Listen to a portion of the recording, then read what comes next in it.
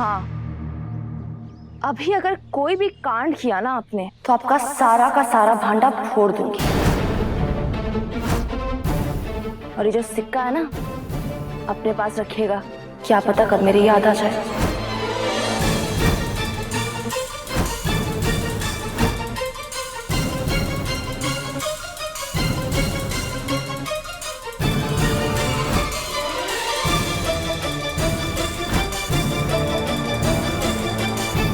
ये लड़की एक नंबर की पनौती है पापा जी, बस नुकसान पे नुकसान करवाई जा रही है।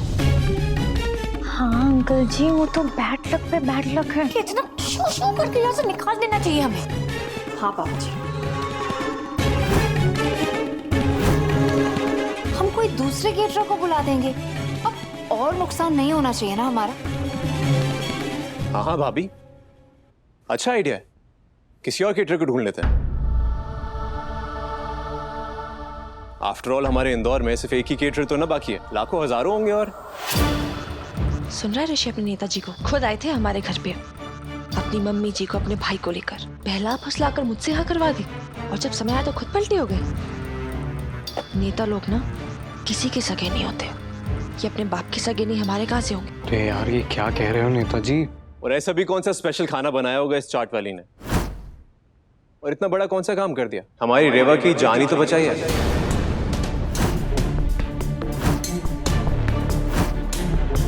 उसकी जगह कृतिका होती किचन में तो रेवा की जान वो भी बचाती ना, है ना कृतिका? हाँ ऑफ कोर्स। ये तीर्थ भैया फिर से कोई गेम खेल रहे हैं। उस लड़की की हिम्मत देखिए, पापा को बोलती है नमकीन किंग मुझे एक मौका देखिए तो देखिए। पापा क्यों देंगे मौका भाई? पापा आपको किसी ने कोई मौका दिया था, बट ऐसा तो है ना पापा ने कोई भंडारा खोल रखा है कि हर किसी को चलते फिरते एक मौका देते रहेंगे। पापा मेरी बात सुनिए, किसी को भी कोई मौका देने की जरूरत नहीं है। अब बॉस हमें किसी और से क्या लेना, किसी के बारे में सोचने की कोई जरूरत नहीं है। सेल्फिश बनो यार, राइट? आखिर तू एक काम कर, सुमन इंदौरी को बोल उसके फूड टेस्टिंग की जरूरत नहीं हमें, ओके?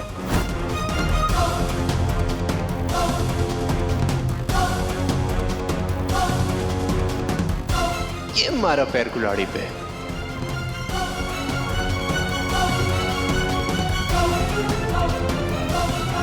चलो आओ, हमें तुम लोगों के खाना वाना टेस्ट नहीं करना। और तुम लोग रुको।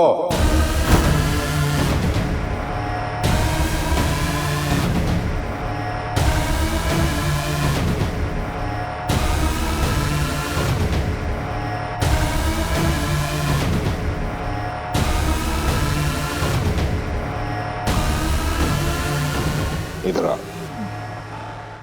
इस लड़की ने हमारी गुड़िया रेवा की जान बचाकर हम पर एहसान किया है।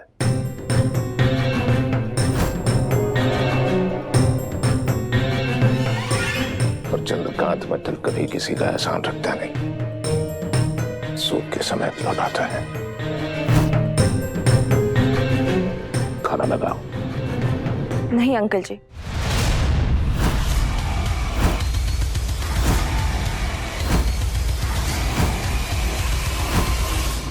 आपका सारा मान सम्मान रखते हुए अगर आप एहसान की वजह से मुझे काम देंगे तो मुझे नहीं चाहिए।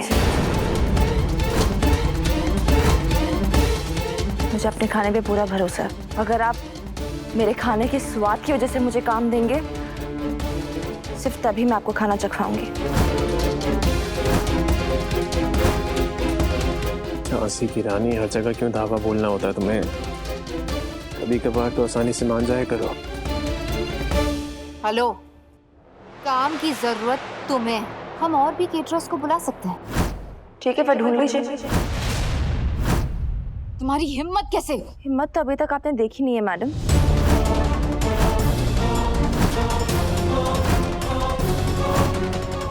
हिम्मत, खुददारी, मेहनत का कंप्लीट पैकेज हूँ। कभी आजमाना होगा ना तो आजमा लीजिएगा।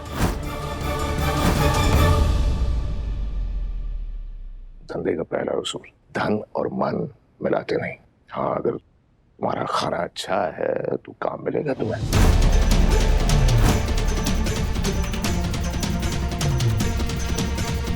चलो खाना बनाओ।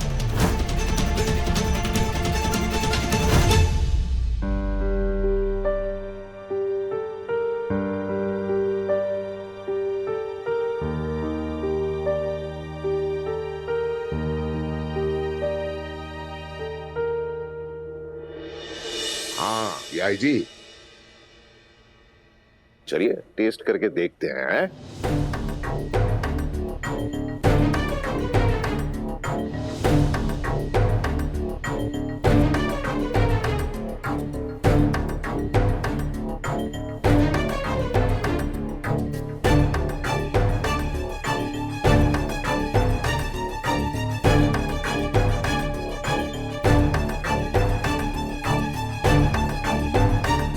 ये नमकीन किंग खाना अप्रूव करें उससे पहले मुझे कुछ करना होगा। यू इस खाने में जरा भी क्लास नहीं है। कॉन्ट्रैक्ट तो सुमन को ही देना पड़ेगा। ठीक है तो फिर दे दो, लेकिन मेरी बेटी की शादी यहाँ नहीं होगी फिर।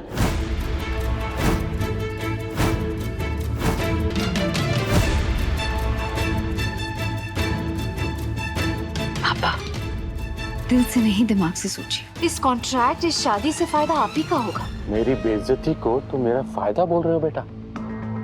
पापा जरा सोचिए, आपको सीएम बनना है। जरा सोचिए पब्लिक आपके बारे में क्या सोचेगी। कि जिस लड़की ने आपकी बेटी को जेल भेजवाना चाहा, वही लड़की आपकी बेटी के शादी का खाना बना रही है। आप उसी लड़की को काम दे रहे हो। वाह भाभी वाह, आप सिर्फ मेरे घर वालों को ही नहीं अपने पापा को भी बहुत सही टोपी पहनाती हो। उन्हें भी एहसास होगा कि आपने कोई बैर नहीं रखी, आपने अपने पोजीशन का कोई पावर नहीं दिखाया और उसे काम दिया। ऐसे नेक दिल सीएम को वो सर पे बिठा के रखेंगे। आपके सारे दुश्मन एक हाथ में साफ हो जाएंगे।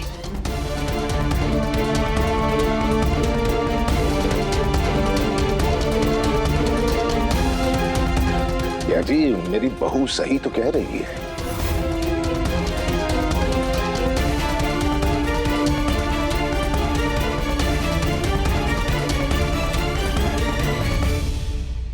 ठीक है,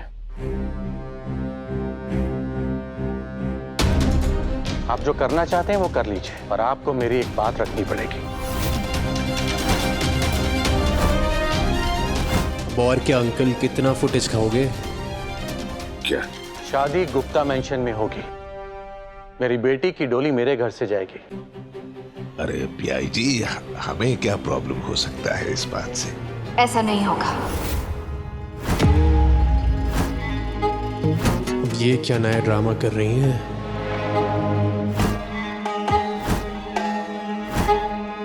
शादी यहाँ होगी मेरे ससुराल में। पर बेटा, बारात का स्वागत करना तो लड़की वालों की जिम्मेदारी है ना। पर पापा जरा मेरे बारे में भी तो सोचिए। मैं इस घर की बहू भी हूँ और दुल्हन की बड़ी बहन भी। मुझे अपने ससुराल की जिम्मेदारी भी उठानी है और मायके का फर्ज भी अदा करना है।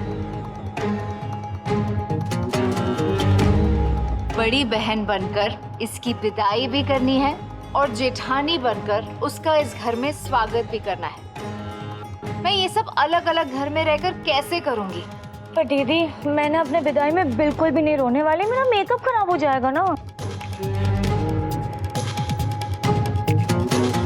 ये क्यों रोएगी? अपनी बहन के पास आ रही है।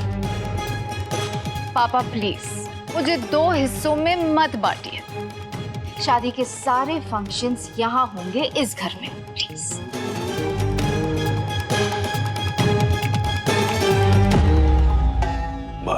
भैया जी, मेरी बहू की बात मान लीजिए। प्लीज। ओके। बेटा, तुम जैसे चाहोगी वैसे ही होगा। तुम जैसी बहुएं ही मायके और ससुराल को संजो के रखती हैं। Bhabhi you the best. I love you. I hope आपके दिमाग में कोई प्लान ना चल रहा हो। No chance.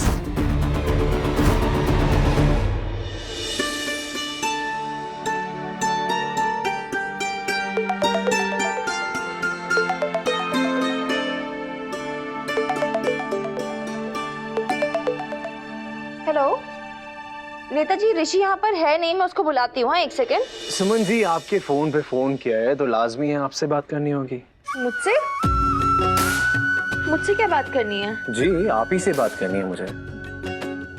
बोलिए। एक्चुअली आपको थैंक यू बोलना था, इतना अच्छा खाना जो बनाया आपने। वेलकम। आपको सच्ची अच्छा लगा? अच्छा सुमन जी, बहुत अच्छा। इनफैक्ट मन तो कर रहा था हाथ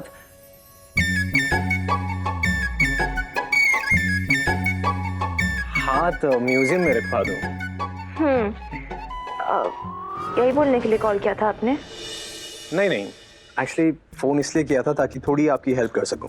मेरी फैमिली को मैं बहुत अच्छी तरीके से जानता हूँ। मेरी माँ जो है वो बहुत कम मिर्ची खाती हैं, उनको ना हजम नहीं होता।